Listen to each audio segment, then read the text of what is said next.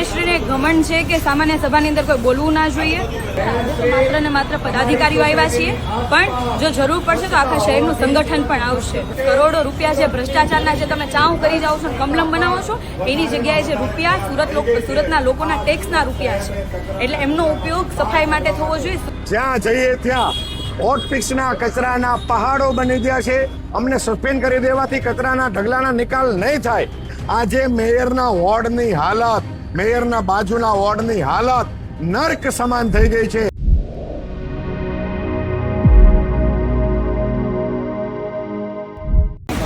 અત્યારે અમે સૌ સુરત શહેરના મેયરશ્રીના ઘરની બહાર છીએ અને હોટફિક્સના કચરાનો ઢગલો કર્યો છે.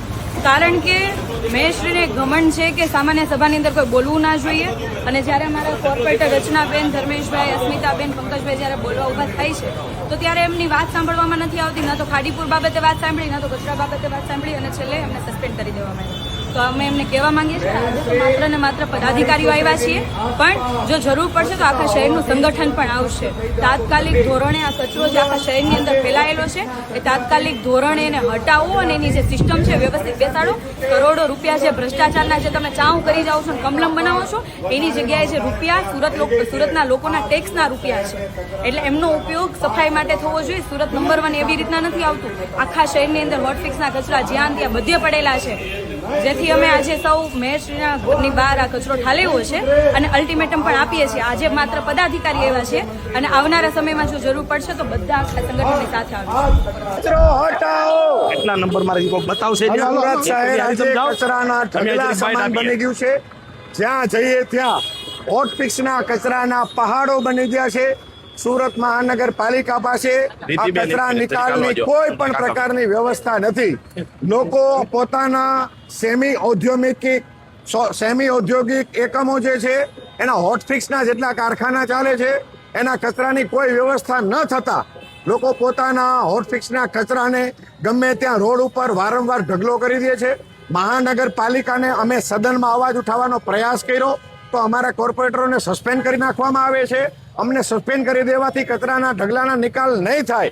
ખાડીપુરનું નિરાકરણ અમને સસ્પેન્ડ કરી દેવાથી નહીં થાય. આના માટે યોગ્ય વ્યવસ્થા કરવી પડશે. મેયરશ્રીને અમે આ વિનંતી કરવા માટે, અલ્ટિમેટમ આપવા માટે આવ્યા છીએ. મેયરશ્રીની સોસાયટીની આસપાસની ગલીઓ સાફ હોવાથી સુરત સાફ થઈ જતું નથી. સુરતમાં આટો મારવા નીકળવું પડે, એસી ગાડીમાંથી બહાર નીકળવું પડે, એસી ચેમ્બરમાંથી બહાર નીકળવું પડે, ગલીઓમાં જવું પડે. આજે મેયરના વોર્ડની હાલત, મેયરના બાજુના વોર્ડની હાલત નર્ક સમાન થઈ ગઈ છે. જ્યાં જાઓ ત્યાં હોટફિક્સના કચરા ને કચરા છે.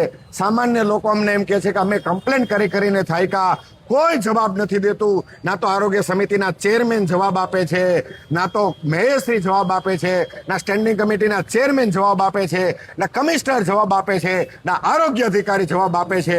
એટલે અમે મેયરશ્રીને મળવા માટે આવ્યા છીએ.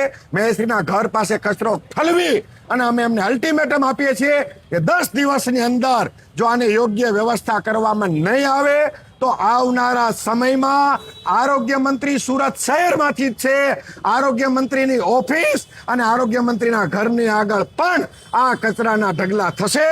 આમ આદમી પાર્ટી ત્યાં જશે, એમની ઓફિસ પાસે, એમના ઘર પાસે આ ઢગલા કરશે. હટાવો ભાઈ, હટાવો! હટાવો ભાઈ, હટાવો! આવો જો. ઉભા રહી જાઓ.